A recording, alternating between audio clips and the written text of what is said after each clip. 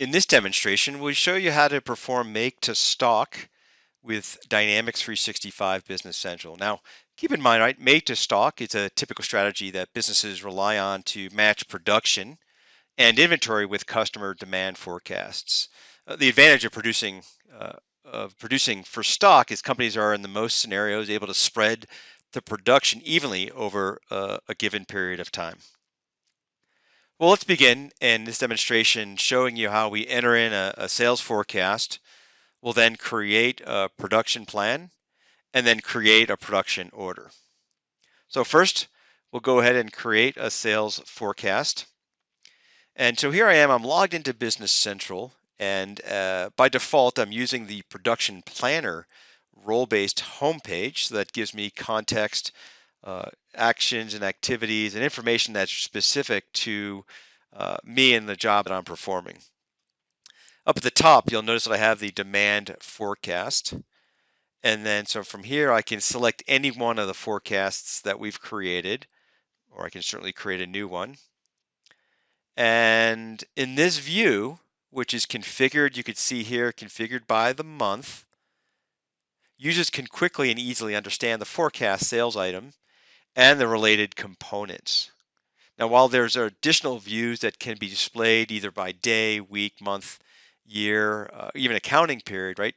I can see that my current forecast in April, May, and June for this particular item, the bicycle. Next, all right, depending on or based upon that demand forecast that we just saw, right, the next step is the master production schedule. I need to create a plan of order for those suggested items. So in that same role-based homepage, I'll select my tasks and the planning worksheet, which is used to plan production, assembly, purchase, and transfer orders just based upon the specified demand forecast. So I'll click on that. And now planners can take advantage of basically the embedded intelligence to assist in their tasks. So when the planner selects this calculate regenerative plan, the application creates suggested orders, uh, purchase orders, production orders, assembly, etc., into the planning worksheet. Notice now you've got some detailed options which you can select prior to creating the plan. In this case here, I've got MPS selected. I have to generate the production order to satisfy the demand for the bicycle.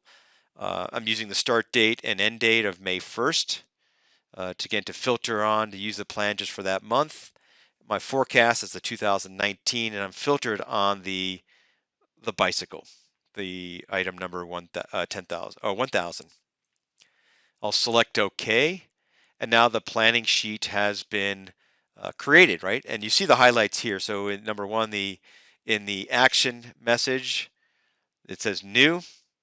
In the description, you see the bicycle. You see the reference order type is the production, and then you see the reference order number, and then you see the quantity of 150 based on that demand.